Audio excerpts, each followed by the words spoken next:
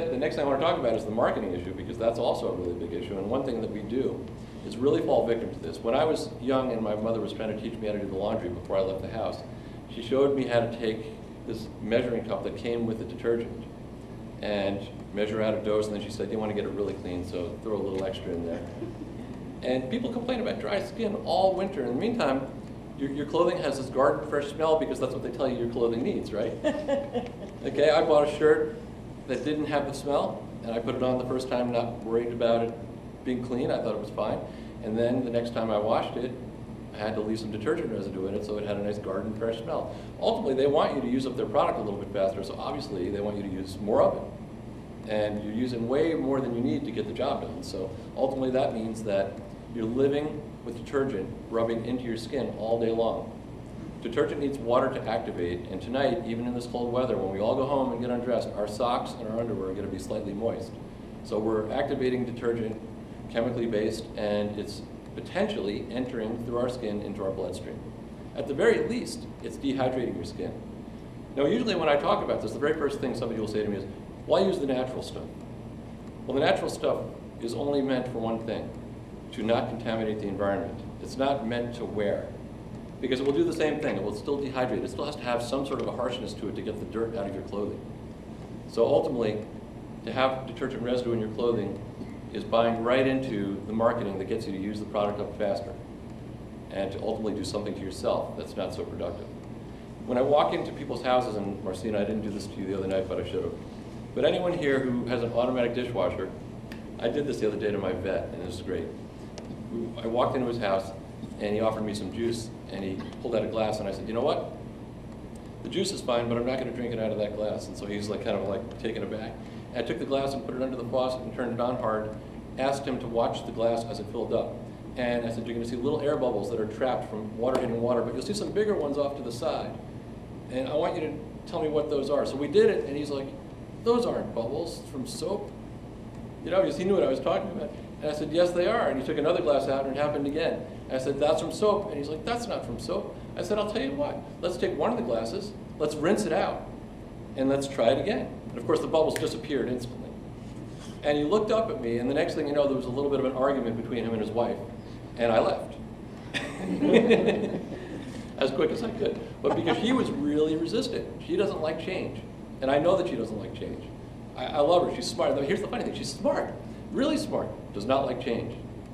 So here she is, having just been demonstrated in a way that was pretty much undeniably correct, that they were eating soap every single time that they eat or drink, and she wasn't willing to hear it.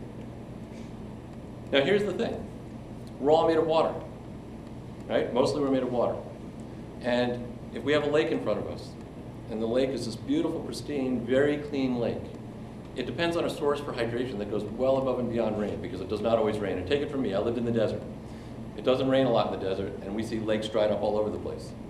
So the lakes that are hydrated have a source of water that comes in from above or underground streams, constantly flowing in, which means on the other side, because otherwise it would overflow, there's some sort of a release, a trickle out. Constant flow of water through. If we go up to the lake and we dump chemicals into that lake, the lake is not going to like it. But if we don't do it again, the lake will start to cleanse itself. And over time, it will get clean. And you can do a little demonstration at your house. Take a pot, put some dish soap in it, fill it up with water, you'll see bubbles, and let it trickle on one side, the higher side. It's always sloped down toward the drain. Let it trickle for like 3 or 4 hours and then see if you can get any suds out of it, and it will definitely cleanse itself. All right? So here we have our body made mostly of water, and we have water going in and water going out.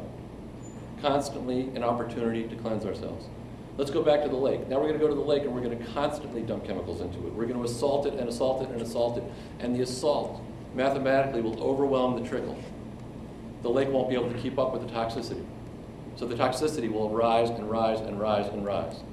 And the lake will start to lose its health. And we see it all the time. Pollution does that all the time to lakes. And here's your body. And if you continue to assault it and assault it and assault it, 30, 40, 50 years, well, that's the reason you get sick. It's not about one day, it's about 30, 40 years of days doing it the wrong way. And you start to think about all the things that add up. That little example I just gave you about dish soap in your glasses. Maybe it's not a lot. Maybe it's 1 or 2 grains. How much is that at the end of the month? You took a heaping teaspoon and you ate a heaping teaspoon of that detergent, of that chemical. And that's something to think about. So the best way to wash is hand wash, obviously, because you can see what you're doing. As far as using the natural soaps, that's a political decision that you make based upon the environment, because ultimately these chemical soaps cannot have any adverse effect on you if they're gone. So if you use one of those really harsh ones and there's nothing left in your clothing at the end of the day, you'll be fine. The environment won't be. I'm not going to preach to you what you should do in terms of the environment, but Patty might. But I will say that it's about your health. This is totally about your health, and it's an opportunity to do something, be a little more proactive, not expensive, and not hard. This is filling up a teapot. You just basically fill this thing up, showing you in the back over there, filled it up, took about 20 seconds, and 3.5 hours later, we have a gallon of water that's totally clean. If we do that 4 times a day, that's 4 gallons. That's enough for us to drink and have enough left over to cook our vegetables, steam our grains, if you do eat grains, which are nothing more than sponges. So whatever water you use is ultimately going to suck into that and be in your system. So this is an opportunity to have excess water for cooking, which is great. Yeah, but they can get those larger. Nobody could in the house. No doubt. This is what we travel with. This is the ground floor model that we travel with, and it's enough for us on the road. We drink a lot of water, and we can take it into every hotel, every condo, and have enough water for every day that we're on the road, and never have to buy water. And it works in a house. So if you don't mind manual fill, and you're diligent about making sure that you wake up in the morning and fill it up, turn it on, fill it up before you leave to go do whatever you do for the day, come back in, fill it up right away, and before you go to sleep, fill it one more time. This will do the trick. And for those who don't want to do that, they certainly make bigger ones that are hooked in and have built-in faucets on top, and they automatically fill when they need to, and they distill. And the same thing with reverse osmosis. If you get the best ones, they do work well. The only thing you have to worry about with reverse osmosis is that eventually the filters wear out and you start to see the dissolved solid content climb. Good news is you have one of these and you keep testing your water to know when it is time to change the filters. Otherwise they work.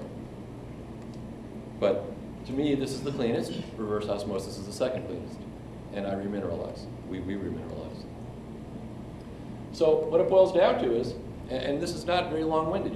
Today's not a long-winded conversation. This is about being proactive, about turning your brains on and thinking about every single thing that gets thrown at you. Health and beauty aids, you see creams and moisturizers. What are they supposed to do? Moisturize. And then there's alcohol in the product. And you got to say to yourself, does that make sense? Would you put a dehydrating agent into a product that's supposed to do one thing, which is hydrate? Now, the claim, some of these companies, their claim is that the alcohol is not bad for you because it's been sourced from organic grain or floral or something alike. To which I say, we can all go home tonight and have a bottle of organic wine and be just as dehydrated in the morning as we would if it was conventional wine. It's alcohol.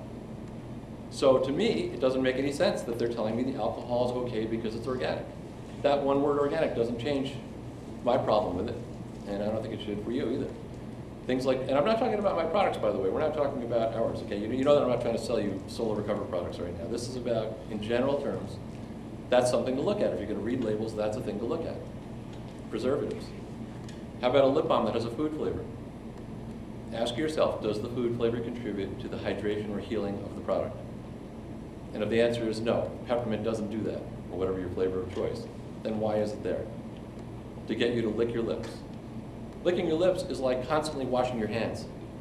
It dehydrates your lips. Therefore, you will use that product more often. You'll use it up sooner, and you'll buy another one a lot faster, and you'll be addicted to it like food because guess what? You turned it into food. It's not ending up here, it's ending up here. Another thing to think about. So hopefully that's what I've been able to do for you is help you kind of just see things a little bit differently and understand that I'm not preaching our way. I'm just trying to generally get you to think about maybe there's a better way for you.